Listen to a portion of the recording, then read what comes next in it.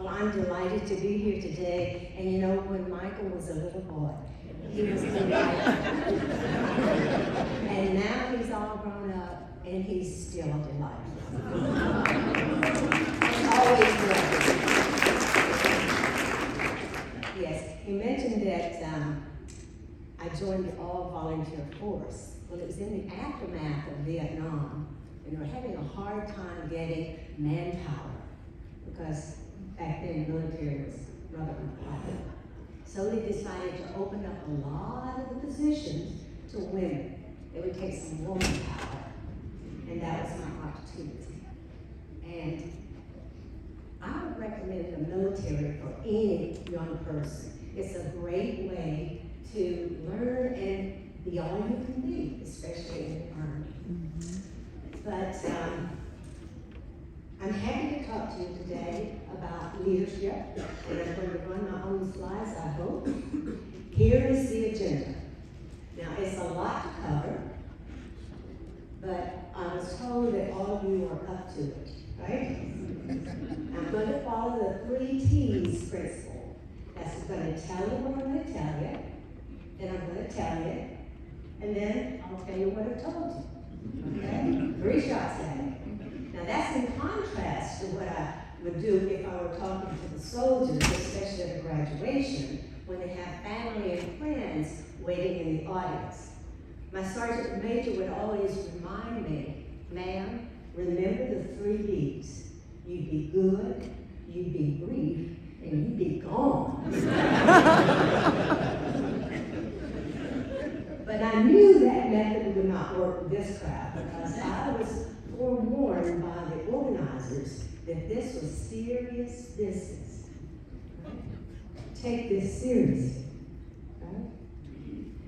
And this was not a meatloaf conference. When I asked for clarification, they said, yeah, it's not one of those conferences where you meet half the time and then loaf half the time. So my speech is going to be meat. Right? So brace yourself, here we go. But before I get into that though, I do want to take just a minute to appreciate the here and now. This was something I learned to do after surviving the attacks on the Pentagon of 9/11. 23 of the people in my front office perished that day. But I was spared because I was out of the office at a doctor's appointment.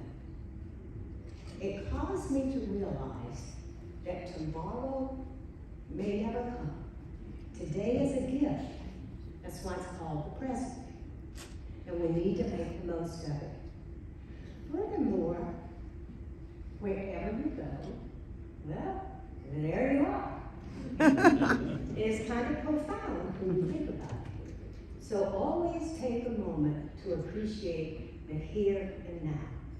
So here we are in Nashville, and I'll bet there's some lessons in leadership that we can learn from this city.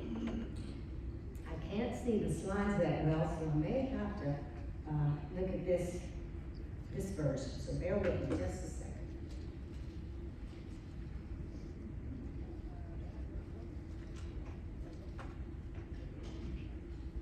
Normally I have this all arranged, but here we go. At the top there, you see, going all the way back to the Civil War, General Thompson, one of the Union generals, he showed innovation when he couldn't get the cannons off barges at the Cumberland River.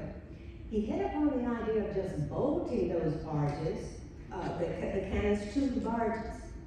And you know, the cannons recoiled. But despite all of that, the cannons did not capsize.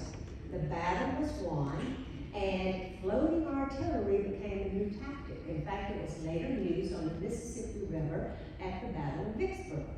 So innovation is a principle of leadership that you can take with you. In the aftermath of the Civil War, then Nashville rose from its ashes like the phoenix. It used education to do that. Over a short period of time, 9 universities were established, including Vanderbilt, Fisk, Peabody, and others. then to show off how Nashville had become the learning center of the South, like ancient Greece, they hosted the expo, and they built a replica of the Parthenon. And it's still there, it's very beautiful, it's worth a visit if you have time. And Nashville became the Athens of the South. Then moving forward into the 1920s, back then radio was a new technology.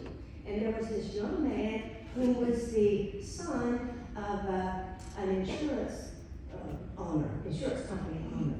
And he wanted to sell these life insurance policies to farmers. But he didn't know how to reach them, because quite frankly, many of them didn't read, you know. So I thought, well, this radio would be a way to get the word out. So he bought a radio station and named it WSCM, We Shield Million. That was their motto. And at that time, opera was the traditional programming for the radio. But instead of using opera, which is, you know, sung in a usually a foreign language or an elevated style, they said, no, that's not going to appeal to farmers. So let's call it country music, the grand ole opry. And pretty soon, Nashville became the country music capital of the world. Today, the Technology Council of Nashville is being resourceful by leveraging the assets of the universities along with the high-tech nature of the country music business, pulling that all together, and now Nashville is becoming like the Silicon Valley of the South. So these are true stories from history, and you see lessons of leadership, of innovation, resilience, and resourcefulness, and that kind of creativity.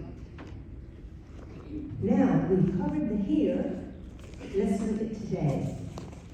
It's Valentine's Day. It's time to talk about love.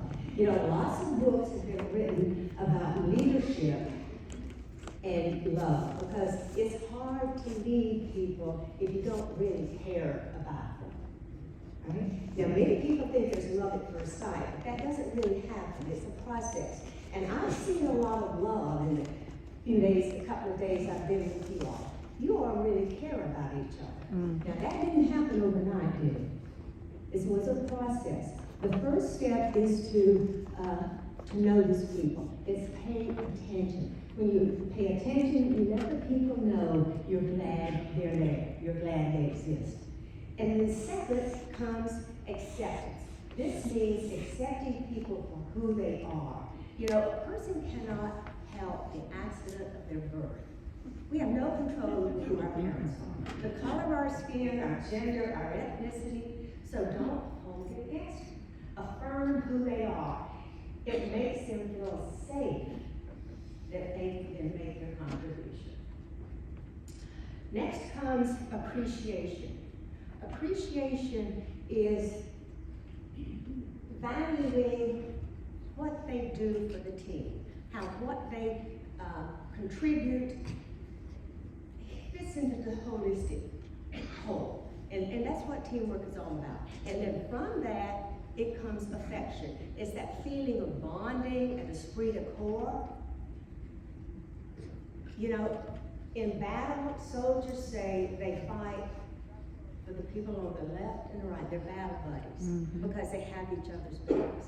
And I can't think of a more powerful example of love than to be ready to lay down your life for another human being. So remember this day in Nashville on Valentine's Day, and that some retired Major General told you the importance of celebrating the here and now. All right, let's get into the agenda. Oh, I'm sorry, I didn't advance my slides. Help me, I can't see. Valentine's Day. All right, okay, I have asked a lot, what is the difference between leadership and management and command and control? I guess, first of all, leadership is a lot like beauty, I guess. It's hard to define, but you know it when you see it. These terms are very often used interchangeably, and that's fine with me, but some of the scholars make variation and nuanced interpretations of what they mean. For example, leadership is more on a strategic high level. It would be executed, say, with a strategic plan, a communications plan, whereas management or administration, that is more of the routine, tactical, where you organize and provide resources and you carry that out maybe with a work breakdown schedule. But command and control brings the two together. The commander sets the conditions with a concept of operation, and then the staff execute that. And it's great that in most militaries all over the world, they use a standard staff organization structures, the numbered staff. A lot of federal agencies use it as well. And you see those depicted at the bottom of this slide. Starting with one, people, manpower, most important thing, and then going all the way through to civil military relations, which is a lot of what you all are involved in. Now the special staff, like medical, legal, and so on, those are down at the bottom.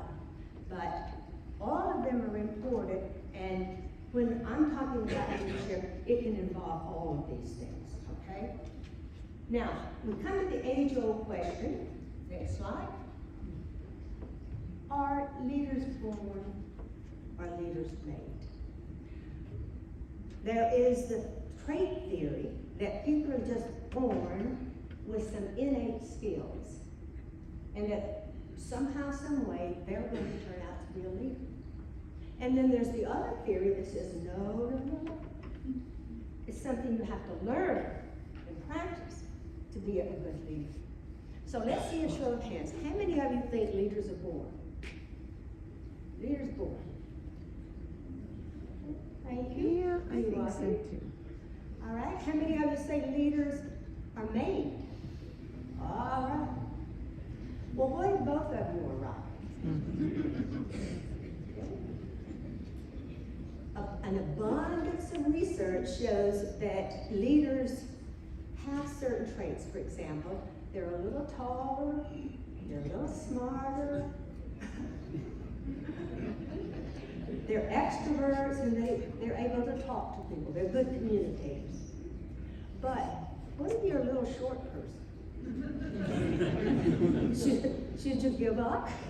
Well, how about Napoleon? Napoleon was a little short guy, but he built an empire, and he brought rule of law to that empire. And his Napoleonic code endures to this day. What if you're an introvert? How many of you have taken the Myers-Briggs personality test? Do you know what I'm talking about? Yeah. Guess what I am? I'm an ISTJ. That means I'm an introvert. I learned to do this, right? I used to not be able to do this. I could not stand before you and speak. My knees would knock, okay? So,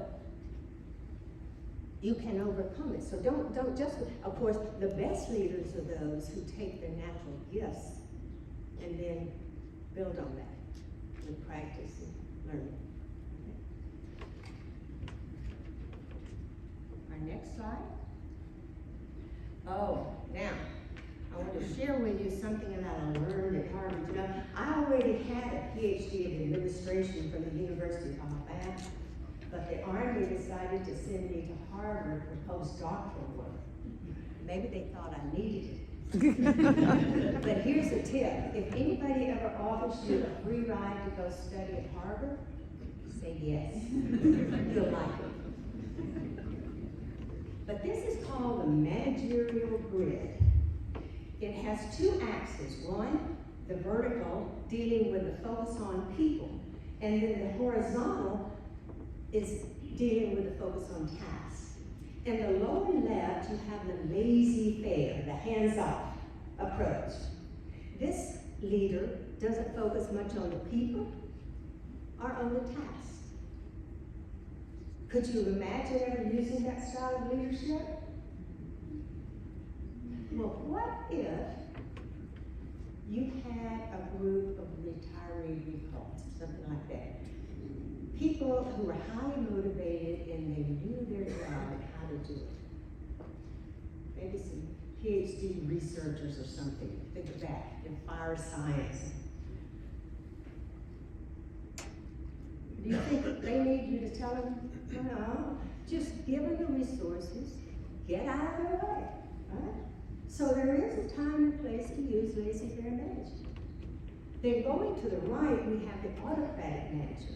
This is the leader who is oriented on both the tasks, he's telling them what to do, how to do it, when to do it, and a lot of structure, and not much focus on people. Treats people kind of like interchangeable parts.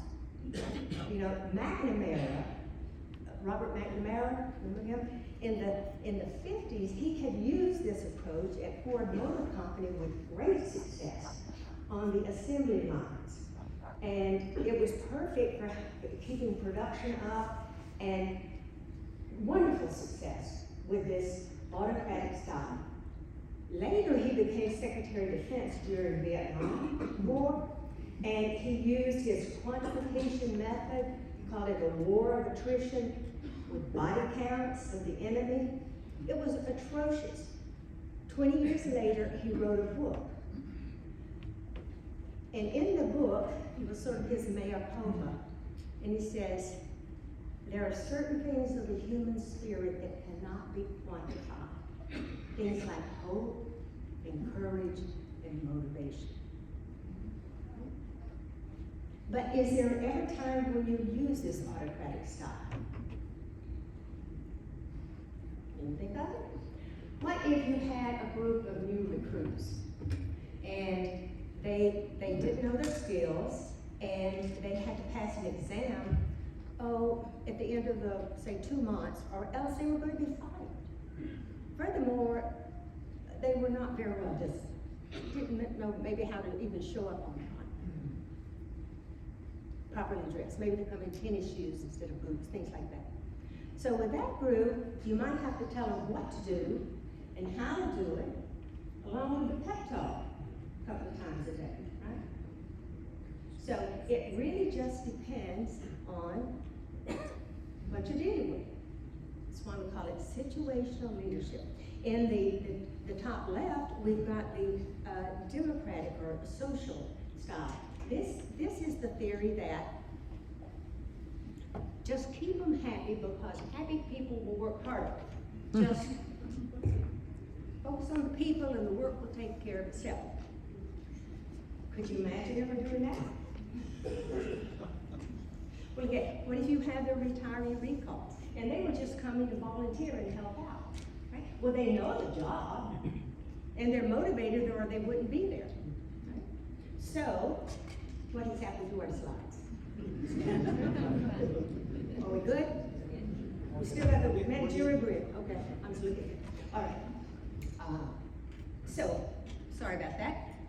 So you have these people who are highly motivated and they know how to do their work. So again, you just check in on them and let them do their thing. Then the transformational leader, that's the top right box. And this is what at Harvard Business School they say you should aspire to. You have high task focus, high people focus.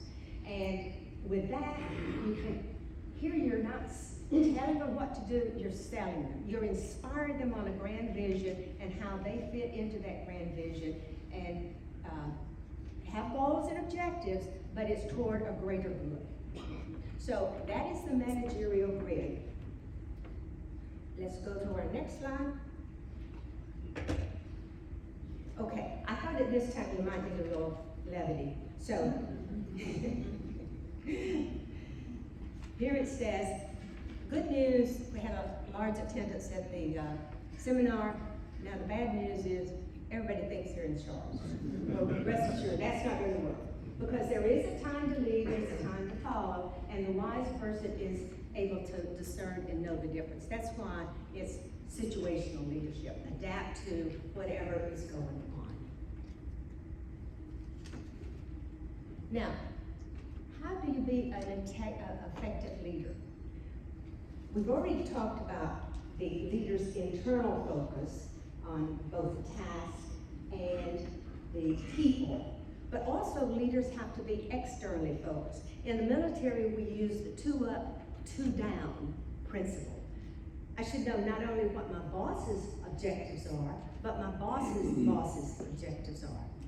As well, I should know what my subordinates' responsibilities are, and then their subordinates' responsibilities. This way you see the broader context and how it all fits together.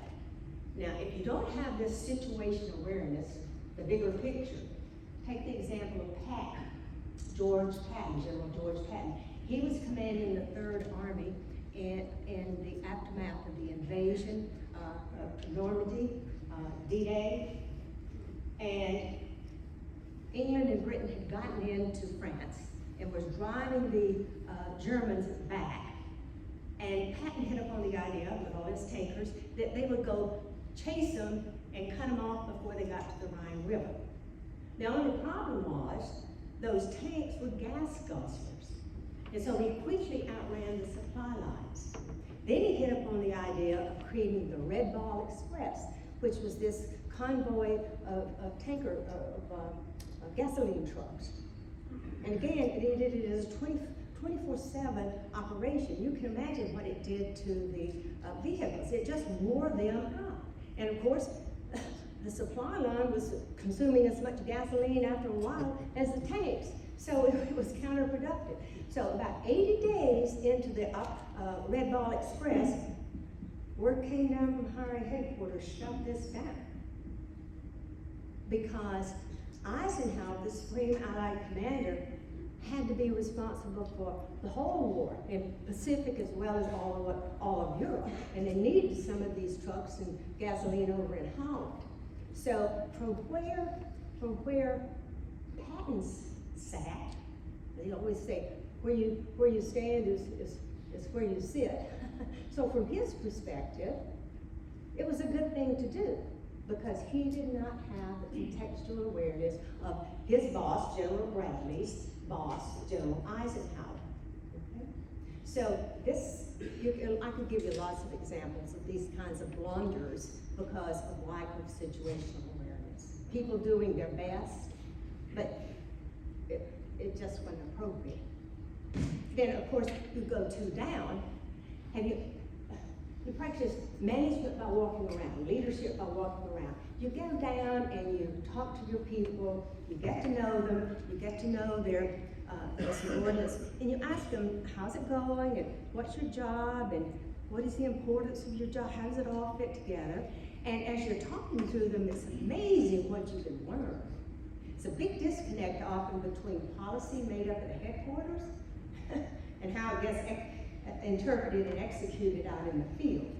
So leaders can very easily get isolated. So it's important to have those chains of communication open so that you get the feedback.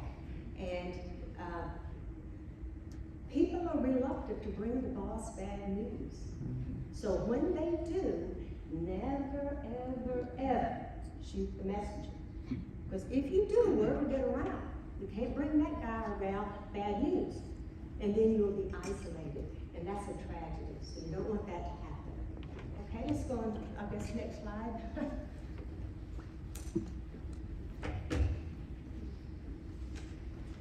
All right, teams. Most of you have probably studied the formation of teams. Psychologists have documented the stages they go through. And basically it says the longer a team is together, the better they get. Well, duh, all right. But they've got some clever names for this. They call it the storming and the norming and so on. Now, you know all that already, so what I want to talk about are some of the strategies you can use as your team goes through these phases. And I understand you all work a lot in task forces, sort of pick up teams, right? And that's the challenge. It's not like when you have your own cohesive team. You have to get through this process of this forming and storming really quickly. So when they're forming, here's where people are trying to figure out how they fit in, what is this all about? Well, there's a leadership factor. So step up, be visible, help them to understand the big picture and how they fit into that. Then storming, this is where, okay, people get to talking and different ideas come up and people see things differently, and so there's this conflict which is normal. Well, here, don't let it fester. Try to get, people together and accommodate, okay, how can we move forward? Because if you don't handle the conflict early on, you can stall your team. Right? You have to get these things resolved. Then you get to the norming. Here is where you can do some coaching. They getting into a battle rhythm, know what's going on, and it's important to verify their pace. Be sure they're not burning themselves out, but they're also not going too slow and going to miss their deadlines. Then they get up to the performing. Here's where they reach their stride. They're really doing well. Now you can pull back a little. They know what to do and how to do it, see? So you can pull back a little, but still monitor. And then finally, it is the adjourn. And this is the sad, bittersweet time when you've got your mission accomplished, it's time to go home. So you do your evaluation reports, your action, and always take the time to celebrate. Have a little party, give out some awards. It's important that we celebrate life, okay? So those are some stages there. Let's go to the next one. Challenges of remote working. COVID brought us remote work, and it's the new normal. So we can use some tools and processes and things to help us with this remote type work. Technology. We've got computers with microphones and cameras, and we can use the Teams meeting and Skype and file sharing and look up directories and automated workflows and all that good stuff. Leverage as much of that as you can, because those help you to expedite your work. Then establish some processes. It bothers me when I comb my hair and wash my face so that I can be on a call and show my face, and then other people don't show their faces. Does that annoy you all? So have a camera on policy. By golly, if I can comb my hair, they can too. And here, you know the rule. If you have a meeting, not only do you have an agenda, try to establish what kind of meeting is this? Is this just an information brief? Is this one of those round robins where everybody reports? Or by golly, is this a decision meeting where we all have to come together and reach a decision? So knowing what it is going in helps all your people to be prepared for this. Then communications. We miss that informal communications in the hallway and in the break room, all that. A lot of good stuff went on. We found out a lot informally, but we don't have that with a telework. So it's important to establish your one-on-one meeting times with your subordinates, as well as your bosses, in addition to your group meetings. Okay? So communication is very, very important. And responsibilities. People need to know what their job is, why it's important, and how it contributes to the whole. Okay, getting the mission accomplished. Okay, dealing with multi-generations. As people grow up, the technology and the cultural events and the historical events that happen influence their worldview. Just can't help. So, sociologists and psychologists have done a lot of classifying of people into these broad generational categories and identified what were the factors that influence them. And you see them here. There's a lot, tons of research on this. I pulled my synthesis from the research by Purdue University, and then the Society of their Human Resource Managers. Okay, so those are two very reliable ones, so I think this is good stuff. But there at the top, you've got the baby boomers, people like me, okay? Now, I like to communicate by phone and in person and email. I do email, but I don't like this chat business. Some of you are like, I just really don't. But and the way I grew up, I mean, what's important is that you did your duty. And so how can you use us old people like me? There's only 25% of us left in the workforce. We're a dying breed, but we're some of the best, okay? My darling, we want to know, what is the goal? Give me a mission here, and when do you want this done? And we like to have impressive titles, by the way, Dr. PhD, Major General. Do I like titles or what? Do I feel the and I like to coach and mentor. Right? So I can see myself in the profile of these. But then we go to this next generation. Some of you are here in the room. You make up about 33% of this workforce. And what you like, though, is work-life balance, and you like to pursue some of your own interests, and you like to communicate by phone, in person, and email. So we didn't have those technological shifts for some of you, same as what I had. So those are our preferred methods. And here you do like, though, some flexible work hours. You like immediate feedback. You like to grow with training more so than education. And you like public recognition. Now we have the millennials. These are from the 81 to the 2000s. These are about 35% of the workforce. And here's where we get that instant messaging business. And texting. They call them the thumb generation. I can't type with my thumbs. I've got to learn to do that. I have not yet. Well, what they like is flexible hours, they like personal development, and they like work-life balance. Then we get to the Gen Z. They're only 6% of the workforce, but they're growing. So get ready for it. They're sometimes called the pampered generation. They've had helicopter parents. You know what I'm talking about? Their parents have just hovered over them and were at their beck and call and everything. So when these people come to work, guess what they want from the parent or from the boss? Constant attention. At least once a day there was an interaction. Of course, it can be by texting, but they're always sending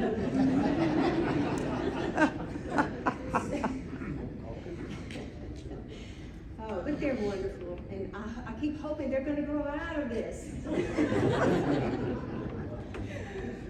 But I think I'm going to have to change. I doubt they will. This is one thing, you can't change anybody but yourself.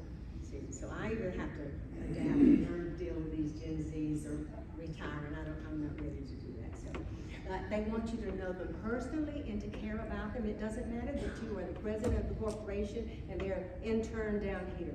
It doesn't matter. By golly, they meet you in the hallway, they want to chat you up. Don't care if you're going to the board meeting. Hey, mister, give me 10 minutes.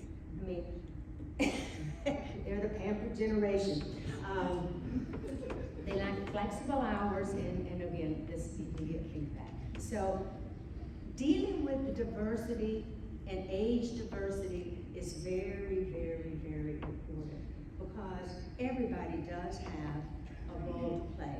And those young people are so bright and so eager to learn that even though you get annoyed with them sometimes, they are the seed corn for the future. So you have to take some time with them. All right, I would be remiss if I didn't give you my plug here on take care of yourself.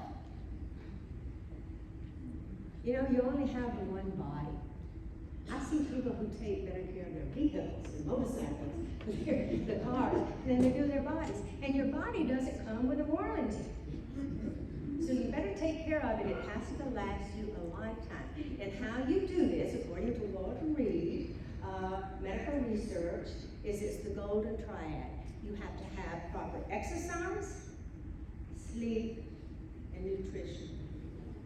Very, very, very important to balance that. And I'll just leave that with you, okay? I won't harp on it. If I could talk an hour just on this.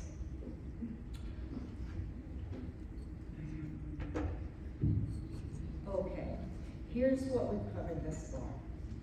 But as Winston Churchill said, you know, the mind cannot absorb any more than the seat can endure. So how are your buttocks? Can you hang in there with me 5 more minutes? How we doing? Here's. You have 25 more minutes. Oh God! Hey, I shouldn't have been rushing this. I'm running. Okay, but we can always go back if you had a question on anything. Okay, all right. But here's what we've covered. We've talked about the importance of celebrating the here and now in Nashville on Valentine's Day. We talked about love as the foundation of leadership and for life. We talked about the leadership styles, the autocratic, the democratic, the laissez-faire, and the transformational, which is the one we should aspire to bring lasting change by inspiring a vision of what not is, but what can be. And how to build effective teams, how to manage these matrix teams, how to deal with multi-generations, and how to take care of yourself so that you can be a good leader, because a sick leader is not a very good leader, not an effective leader. In fact, you know, one of the reasons Robert E. Lee probably lost the Battle of Gettysburg. I can do a derail a little bit. Do you want to hear a story of Gettysburg? Sure. Okay. So lesson in leadership is Lee had a mild heart attack, but didn't know it. And so he wasn't giving very clear orders. No? And he gave some kind of vague orders to Jeb Stuart. You ever heard of General Jeb Stuart? He was the commander of the cavalry division, which is the cavalry, that's the intelligence. You know, they're the eyes and ears of the Confederacy. Okay, so Jeb Stuart's job was to go out and, well, he had the order, it was kind of read something like this. Leave 2 of your, well, let me put it in context first, okay? They were in a period in 1863 where the war, the South wasn't doing well. And they were trying to get the English or some other European countries to come in on their side. But of course, these European countries didn't want to join a lost cause. So Jefferson Davis, the president of the Confederacy, said, okay, go try to capture Philadelphia. So Lee's mission was to get to Philadelphia. So he was moving his troops, mainly infantry, moving them up north. And they were on the left side of the mountains. Think of, you know, the Smoky Mountains, the Alleghenies, all the way up. So they had that natural cover of the mountains, plus they had some river, you know, Potomac River, the Susquehanna, so on. And they were going to use that as natural cover. So as Lee was moving his troops forward, he told Jeb Stuart, okay, you leave 2 of your brigades behind to manage the convoy going north, and take 3 of them, always the principle of 3 up and 2 back. So he took 3 of his brigades to go out and scout where is the enemy. Okay? Now Stuart was here to read something like this. Cross over the river, didn't say which river or where, just cross over the river,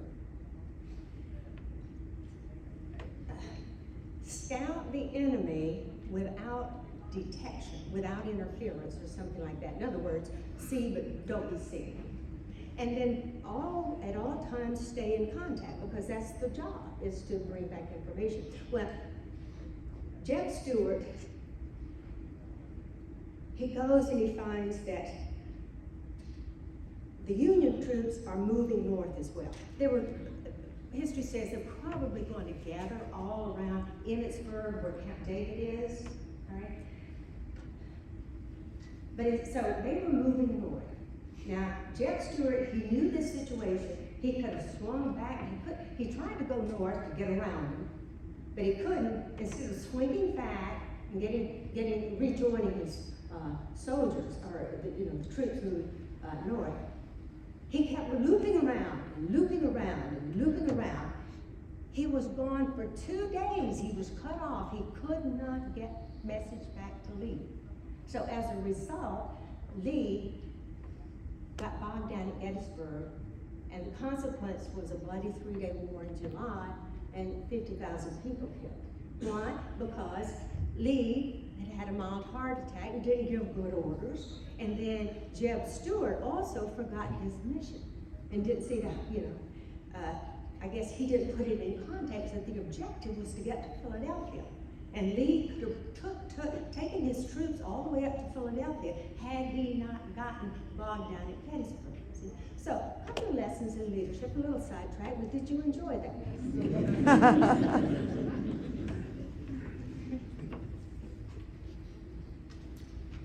Okay. It's thus far, I've talked about all this stuff, but I haven't talked about what leadership means to me. Well, leadership, in my opinion, is a choice. It's a choice to answer the call. When and if you get the call. Because leadership is not easy. And unless you have the passion in your heart to do it, maybe the timing isn't right. But I think sooner or later, nearly everybody in some circumstance will get the call. And when you do get the calling, then you set out on a journey. But what you see depicted here is the hero, it's called the hero's journey. You see this in many, many stories going back to ancient times. It's sort of the archetypical flow of the everyman, every woman, if you will.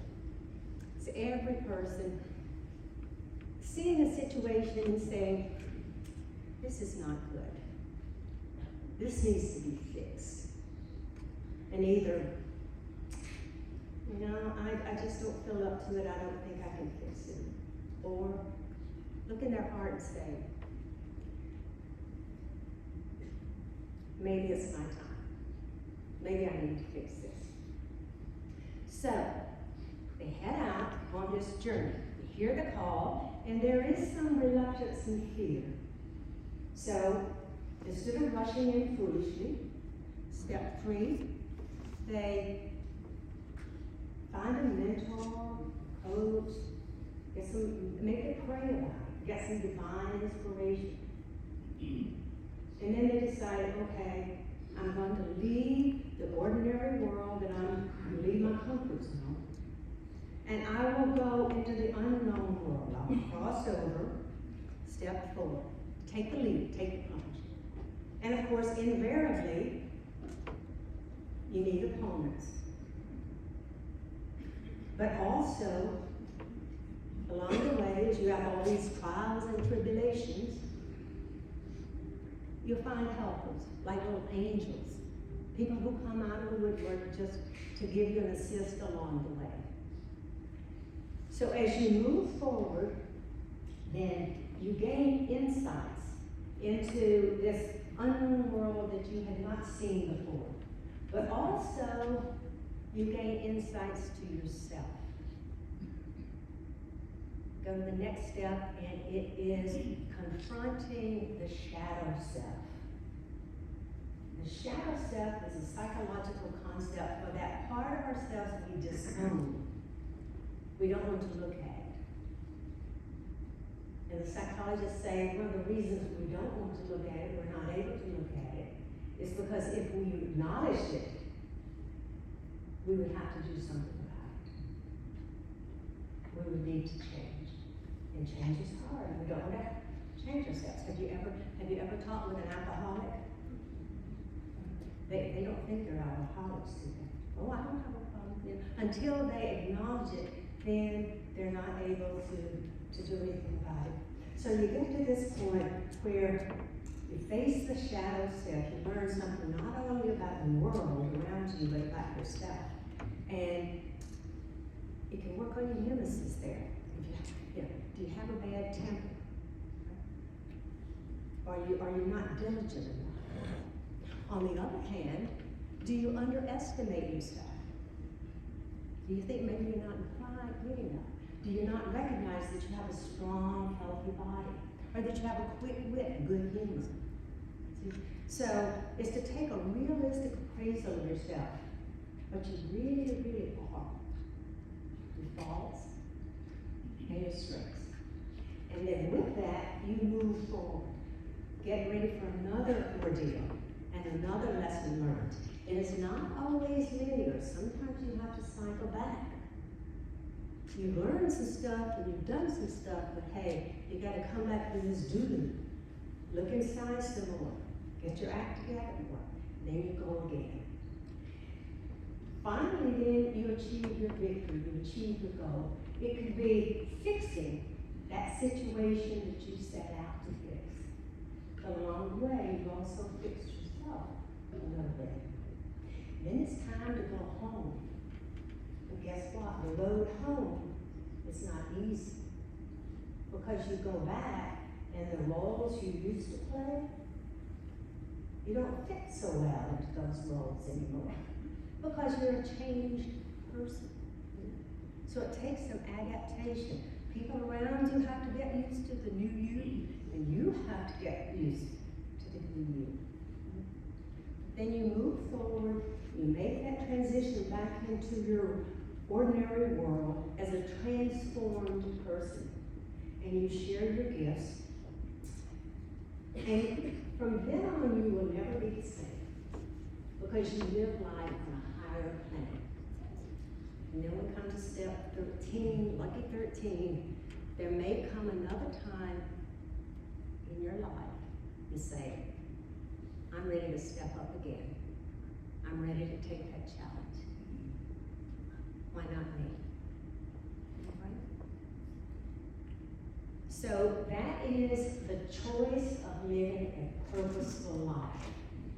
And I think, God had wanted me to live a little bitty life in Greene County, the poorest county in the poorest state, Mississippi, in the United States. He would not have given me this passion to see things out there and say, well, I can do something about that.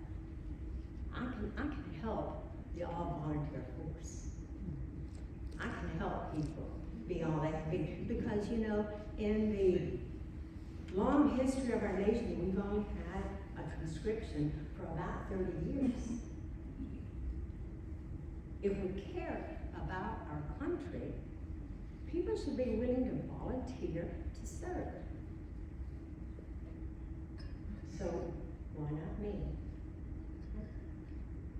But I had lots of foibles. I had a lot to overcome to be a good soldier. But being a good soldier is the best thing I've ever done. In closing then, I want to thank all of you for making the choice to serve your country, to be servant leaders.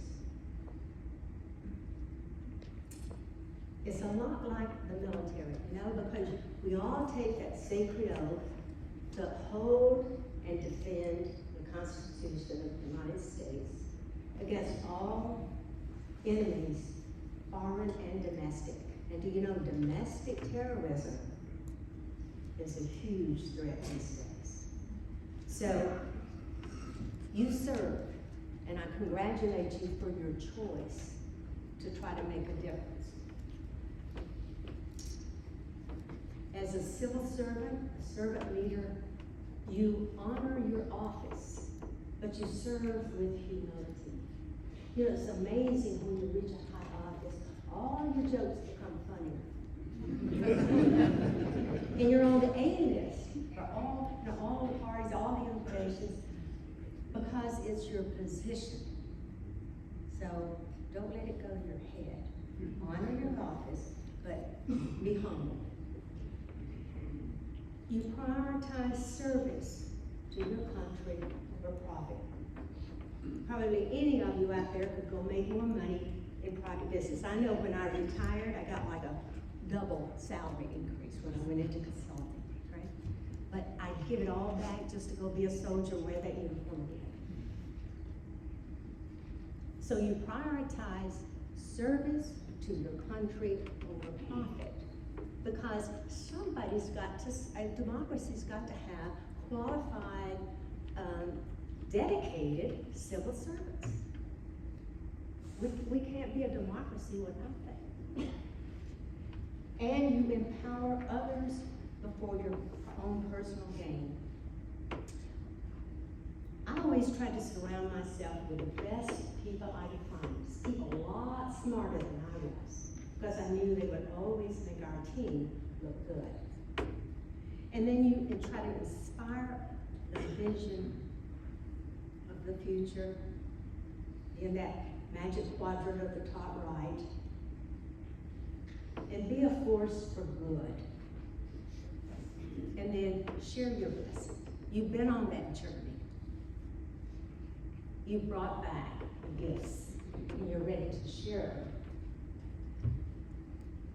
So it reminds me of a song that a friend of mine wrote, and it goes like this. It says, "Let them say of me," oh, I get emotional when I hear this, "that I was one who believed in sharing the blessings I received.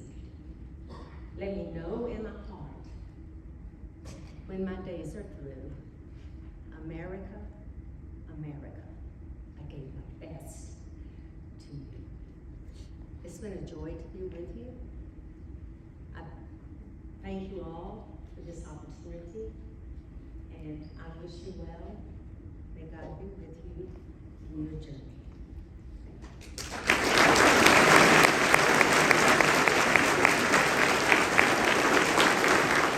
Extended release speaker. It means it takes a while for what I've said to take effect. All right, thank you for the presentation today. We really appreciate the comments on leadership. So I have a two-part question. What is the best part of being a leadership that you have found or that you learned? What has been the hardest part about being a leader?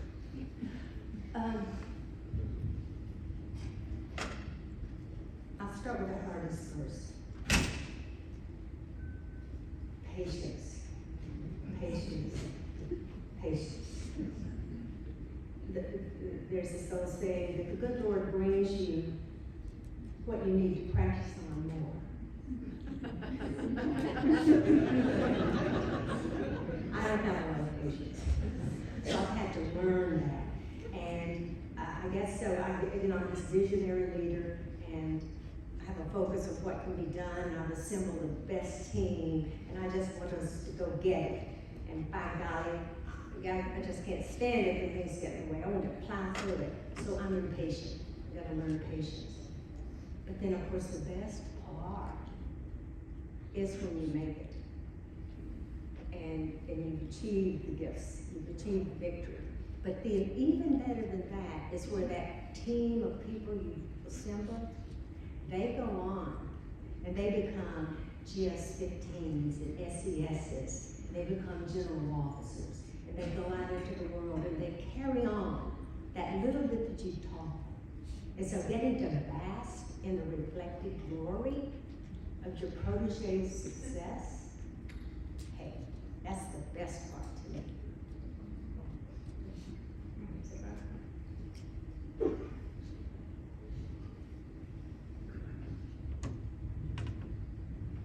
I know that you categorized all those generations. Do you think, I think it's true, that as we mature, we may take on the same attributes as those of the former that we've had? I don't mean to sound like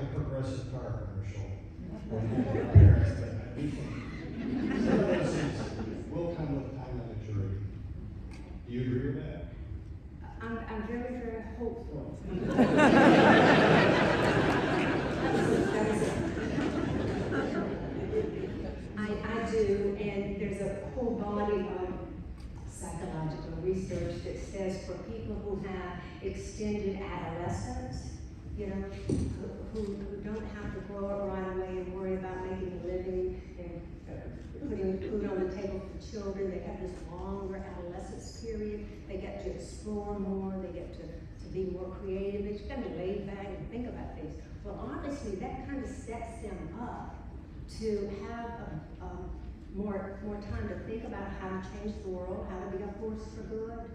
So I'm hoping that that's what this kind of me generation, this pampered generation, they will leverage at some point that extended adolescence period they have, and that we're all synergized to be like another greatest generation. That's my hope.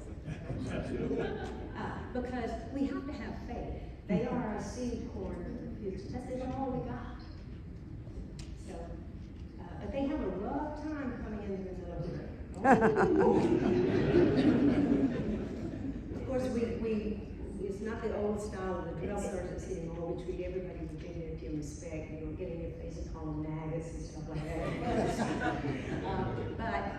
But they've never been. But nevertheless, they're going to come along. Let's keep the faith. We got to. Yes, ma'am. I just want to thank you for being here and as our first woman keynote speaker. Yes. But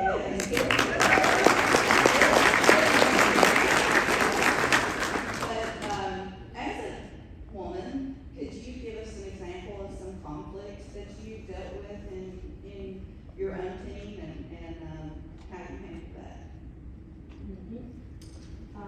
Yeah, that's a very, very good question. I'm gonna say that I was never sexually harassed in the military. Okay, that's good. When I was a co-ed, some of the professors in civilian life, but never in the military because there's a zero policy on that. So that was one of the things. I didn't not have to worry about sexual harassment. I mean, they knew you just can't go there because they'll be told on and they will be fired. It doesn't matter if it's a general or whoever, you get busted back and out.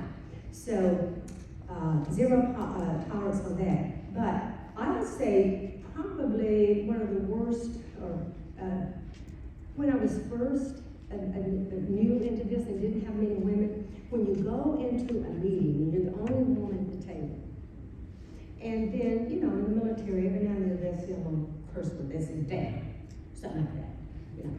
And then they'd kind of look up and say, oh, sorry, gentlemen. Well, I can say damn too. but it sort of seemed to leave me out. And I just wanted to be a professional. I just wanted to be one of the team. I didn't want to be treated differently because I'm a woman. Okay? But what I found invariably is that there's something in the human spirit that loves an underdog. And my subordinates, by golly, they were advocates for me. They would do anything for their colonel, for their general, that kind of thing. They were so loyal. It was just wonderful. And of course, I always try to give them top cover on their backs and all like that. But it's I guess overcoming the novelty of being the first. And once you get past that, and of course, fortunately, the women coming up now, you don't have that problem so much anymore because you're not a novelty. So does that answer the question? Any more? Maybe a couple more minutes? Any more? Okay. All right. I think my email is up there. Again, I'm an extended release. It may